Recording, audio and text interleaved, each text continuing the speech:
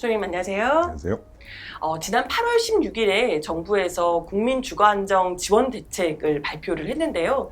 여기서 일기 이 신도시 재정비와 관련해서 무려 2024년에 마스터 플랜을 수립하겠다. 2024년에 이 마스터 플랜이 나온다면 사실상 계속 미뤄지고 있는 것 아닌가. 예, 그 주민분들이 그동안 뭐 리모델링 조합이나 이런저런 재건축 조합 가지고 어떻게 좀 해보려다가 대선 때 얘기한 게 있으니 좀 기다리시고 그랬는데 이제 실망을 하신 거죠. 경기도지사 김동연 지사님이 이제 이거 공약 파기 아니냐. 맞아. 바로 한다 그랬잖아요. 정부가 안 하면 뭐 우리라도 하겠다. 뭐 이렇게 얘기를 하셨는데 저는 한편으로 당장 막 여기를 어떻게 완화해서 막 하겠다라고 하지 않은 거는 좀 반갑긴 했어요. 진짜요? 네. 너무 뭐 밑도 끝도 없이 막 시작해버려도 문제라서. 지금 원희룡 국토부 네. 장관은 이제 김동연 경기지사에게 당신 소관이 아니다. 지금 경기지사 왜 끼어드냐 이런 식의 이제 이야기를 하신 걸로 알고 있어요. 이게 지금 누가 말이 맞는 거예요? 누구 말이 맞는 거예요? 이게 말도 안 되는 말씀인데 경기도지사가 어떻게 빠집니까? 그러니까. 근데 지금 법상으로는 그래요. 네. 경기지사가 빠져야 되는 거예요? 법상으로. 어머. 그래서 지금 그 법으로 하면 안 돼요. 오. 이게 무슨 말이냐? 이 도시 및 주거환경정비법이라는 게 있어요. 네네네. 정비사업은 그 법에 따라서 대부분 하는데 뭐 재건축 재개발 우리 하는 것들 여기서는 광역도지사는 권한이 아무것도 없어요. 예전에 정비사업은 아파트 뭐 2,000세대짜리 이렇게 정비하고 하는 게 뭐 한 동네 한 점 같은 거니까 시장이 이거를 관리하면 되지 굳이 이렇게 넓은 범위를 관장하는 도지사가 할 일은 아니었던 거죠. 지금은 이제 5개 신도시에 흩어져 있잖아요. 그리고 이따 말씀드리겠지만 이게 순차적으로 해야 되고 하나 사업하는 동안 전월세로 이사 나오는 사람들이 생길 거 아니에요. 그쵸. 그럼 그 옆 동네 가서 살 텐데 이게 오기 5개 도시만 가지고 해결이 안 되겠죠. 그러니까 뭐 거의 뭐 10개, 12개 도시에 다 영향을 미칠 거예요. 다 대부분 경기도. 그렇죠.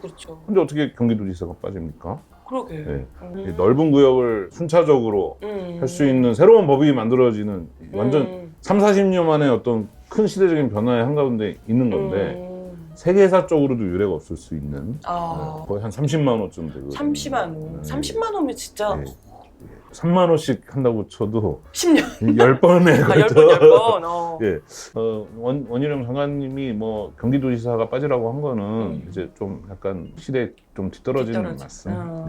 사실 현실적으로 빠질 수도 없을 것 같아요. 이게 지금. 저도 곤란하죠. 근데 또 좀 김동연 지사님도 조금 아쉬웠어요. 왜요? 경기도지사는 권한이 없다라고 이제 얘기를 하시니까 그럼 경기도 의견을 모아서 국토부 마스터 플랜에 이게 담기도록 하겠다. 그렇게 하셨는데 이거는 국토부 마스터 플랜에 담을 일이 아니라 마스터 플랜도 아니고 좀 새로운 플랜이 필요하거든요. 너무 이제 준법 정신이 투철하신 나머지. 그렇죠. 일단 있는 걸 지켜냈다고 생각을 하시니까. 그래요? 왜 근데 하필 2024년일까? 전 그것도 궁금하거든요. 왜지?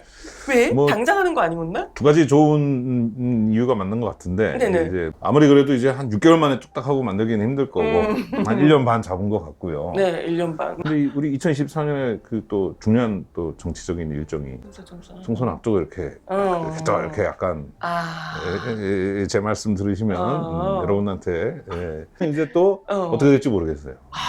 이제 그때 돼서 또 갑자기 경기가 또 안 좋고 이래가지고 계속 그러면 뭐 이래서 미루고 저래서 미루고 제가 볼 때 이게 미루기의 달인들이 이제 고민을 많이 하고 계시지 않을까. 마스터 플랜 이렇게 해가지고 엄청 거창하게 하지만 실제로는 이게 지금 자기들도 해답을 내기가 좀 쉽지 않아서 더 이렇게 좀 미루기를 하고 있는 거 아닌가 이런 생각이 들어요.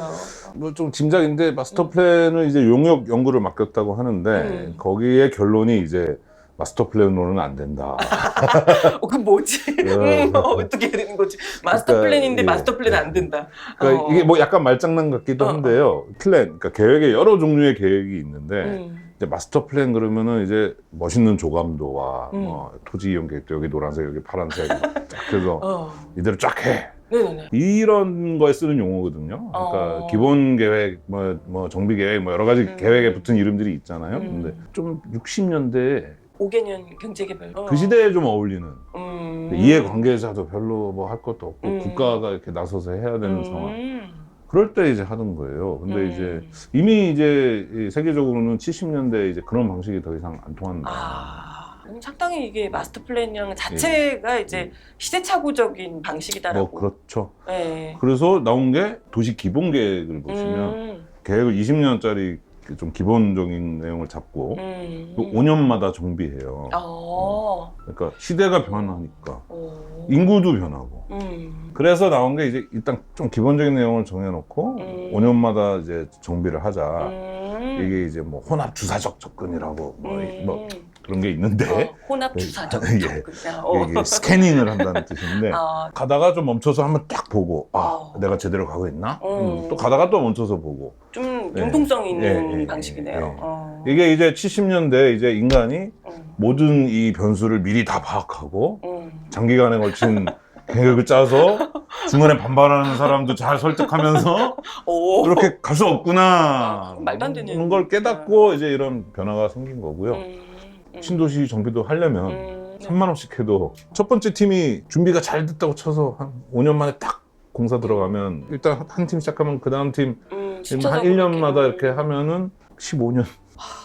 그게 되나? 그게 이제 매우 기적적인. 아주 빨리 했을 때. 네, 그렇죠. 순차적으로 잘 됐을 때. 제 생각에 한 25년 걸릴 것 같아요.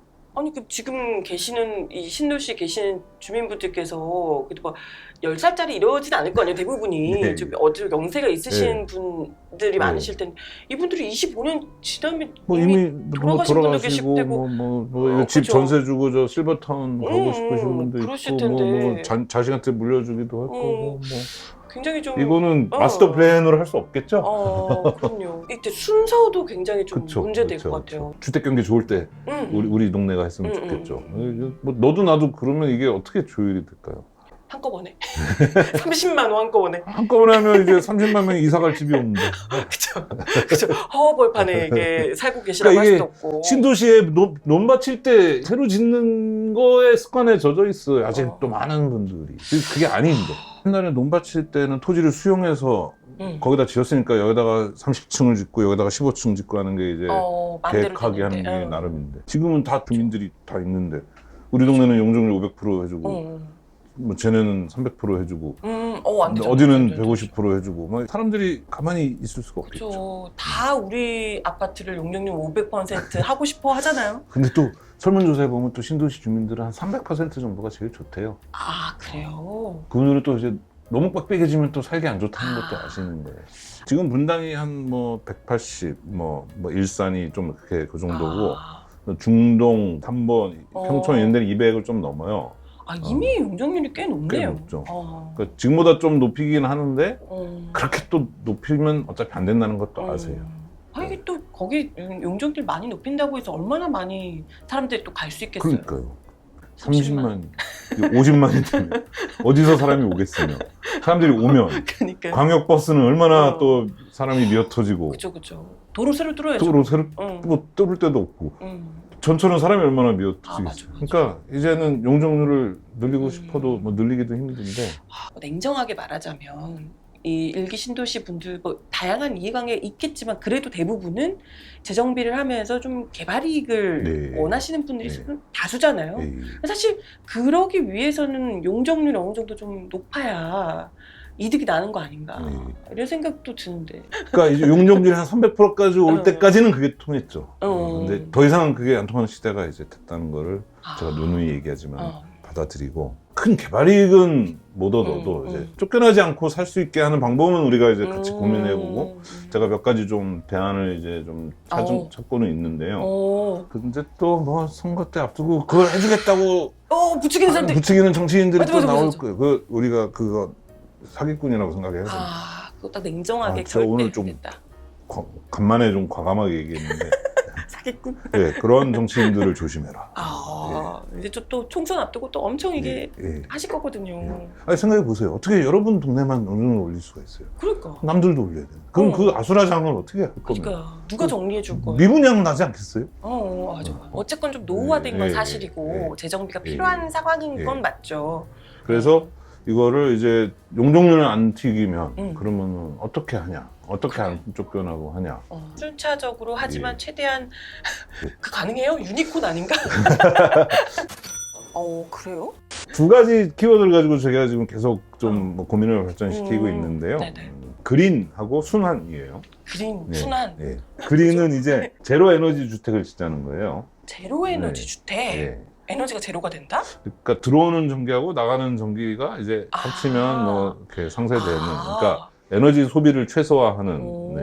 예. 그러면 이게 탄소 배출을 줄이기 때문에 예. 기후위기 대응에도 꼭 필요하고 전열비도 좀 아낄 수 있고. 다만 이렇게 하면 공사비가 좀 비싸지거든요.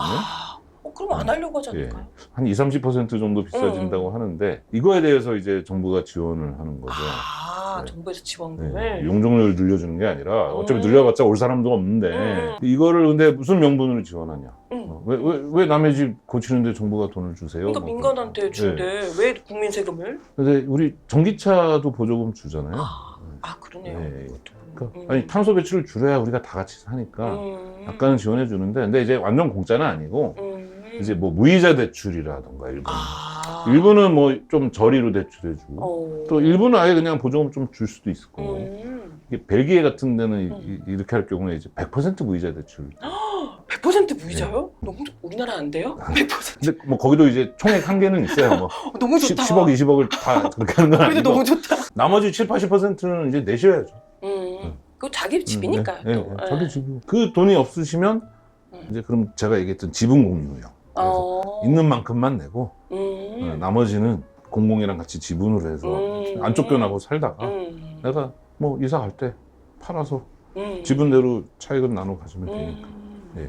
뭐 그런 식으로 해서 이제 1번 문제를 해결하고 2번은 이제 한꺼번에 다 하면 안 되니까 그쵸. 순환해서 하는데 근데 누가 더 유리하고 누가 더 불리하고가 있잖아요. 그럼 아까 얘기했던 용적률도 어딘가는 좀 늘어나고 어딘가는 좀 줄어들 수 있을 텐데 네네. 그걸 합쳐서 개모임처럼 나중 사람한테 왜 개모임에서는 돈을 좀 줘주고 맞아요. 제가 옛날에 네덜란드에 왜 주식하고 보험처럼 이거를 일부는 좀 떼뒀다가 나중에 정산을 좀 시기별로 하는 거죠.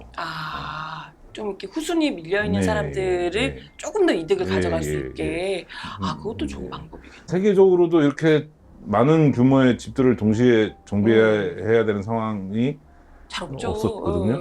이제 좀 있으면 중국이 우리 뒤따라올 텐데 거기 막 심천 이런 데는 한 10년 만에 막 2천만 세대인가 짓고 막 2천만 명인가? 거기는 중국도 우리나라는 일단 인구가 다르기 때문에 스케일이 이거 우리가 이번에 이거 잘해놓으면 다 우리 따라할 수도 있는데 벤치마킹을 할 수가 있죠. 우리 30만 세대를 처음 이 사람들이 신도시 와서 살 때는 논밭에 지었으니까 한 번에 다 지었지만 이제 이거를 30-40년 후에 다시 할 때는 어떡하냐 그러면 그린으로 하고 순환으로 한번 해놓으면 또 30-40년 후에도 이게 노후화가 순차적으로 될 거 아니에요. 그때부터는 또 다시 그냥 다 맡겨놔도 되죠. 그러네. 그 생각을 못했네요. 이게 지금 이게 끝이 아니잖아요. 하고 나서 한 40년 후에 또 다시 오는데 또 40년 후 이제 50만 원을 또 이제 또 한꺼번에 해야 돼. 그네. 그러니까 어차피 한꺼번에 하면 뭐 이사 나가서 살 데도 없고. 그쵸. 이렇게 순차적으로 하되 이 불안함을 이 리스크를 좀 서로 이렇게 나눠지고 이익도 좀 서로 조금 나누고. 내가 3억 이익 볼 거 2억만 보시고. 맞아요. 2억 볼 거 1억 2천만 보시고. 그다음에 나중에 다시 정산해서 또 좀 나눠 가지고 뭐. 이렇게 하지 않으면 그럼 아무도 못해요 이제. 그럼 뭐 그냥 다 같이 낡은 집에서 녹물 나오고 그럼 내 돈 들여서 그냥 배관만 고치고 이럴 건지. 단순히 그냥 눈앞에서 빨리빨리 이제 뭐 하자 이렇게 뭐 특별법 빨리 뭐 제정하자 이렇게 한다고 될 문제가 아니고. 그래서 근데 특별법이 필요하죠. 그래요? 그러니까 이런 순환, 그린 이게 다 법적 근거가 필요하고. 그렇구나. 그리고 이걸 또 누군가는 가운데서 이렇게 조율을 해줘야죠. 그렇죠. 공무원의 역할은 이제 그 막 조감도를 그리는 게 아니라 이 조율하는 기구를 만들어야 돼요.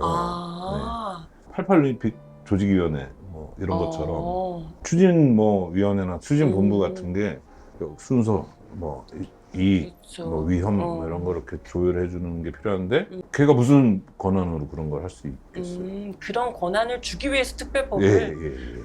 지금 특별법 얘기 나오는 사람들 얘기 보면은 계속 뭐 용적률 완화, 뭐 안전진단 완화. 그걸로 지금 될 일이 아니에요 지금. 안 하겠다는 거 아닌가 사실. 그냥 자기 열심히 하고 있습니다라고 완전 면피용이죠. 실질적으로 이걸 진행할 수 있는 재정비를 진행할 수 있는 내용은 전혀 네. 담기지가 않고 네. 일기 신도시 이 주민분들이 조금 넓게 네. 시야를 보고 눈앞에서 이렇게 막 흔들어대는 용적률 500% 올려드리겠습니다. 돈 벌게 되겠습니다. 네. 이렇게 하시는 분들 그 사기꾼 말에 사기꾼. 네. 조심하셔야 되겠다 생각이 드네요. 후손들 앞에서는 죄인. 네. 이걸 이 장사를 언제까지 이 정부에서 근데 뭐 할지 잘 모르겠는데 금리가 뭐 계속 오르고 하면은 네. 막 하고 싶어도 못 하고 아, 어영부영 핑계 대고 장사 접겠죠. 저는 그게 제일 가능한 시나리오가 아닐까 가까운 그냥 시나리오가 뭐 아닐까 되는 것도 싶은데. 없고 안 되는 것도 없이 이렇게. 일기 신도시 주민분들께서 더 정신 바짝 차리고 보셔야 되고 또 일기 신도시만의 문제는 아니잖아요. 그렇죠, 사실 그렇죠, 그렇죠. 뭐 서울에도 지금 우리 예. 해야 될 때 있고 그 비슷한 때 지어진 데가 이제 상계, 목동 있고 네네. 그 경기도에도 이제 그 주변의 도시들의 그 신도시가 아니었던 그 구도심들 이런 데는 더 낙후됐는데 그런 데도 다 해야 되거든요. 사실 네, 그런 데 네, 먼저 해야 되는데 그러려면은 이제 제로섬 게임이나 마이너스성 게임 하지 마시고 우리 지역만 뭐 돈 벌게 해주겠다는 그 사기꾼 말에 속지 마시고 맞아요. 그 같이 살 방법을 좀 네. 찾아야 됩니다. 일기 신도시 사업 관련해서 재정비 네. 관련해서 마스터 플랜이 무려 2024년에 수립하겠다는 정부 이야기에 대해서 좀 소장님과 그 실체를 함께 낱낱이 파헤쳐 봤습니다. 예. 네. 오늘도 말씀 감사드리고요. 추후에 또 윤석열 정부의 부동산 정책들 이야기 같이 또 나눠볼게요. 네. 감사합니다. 감사합니다.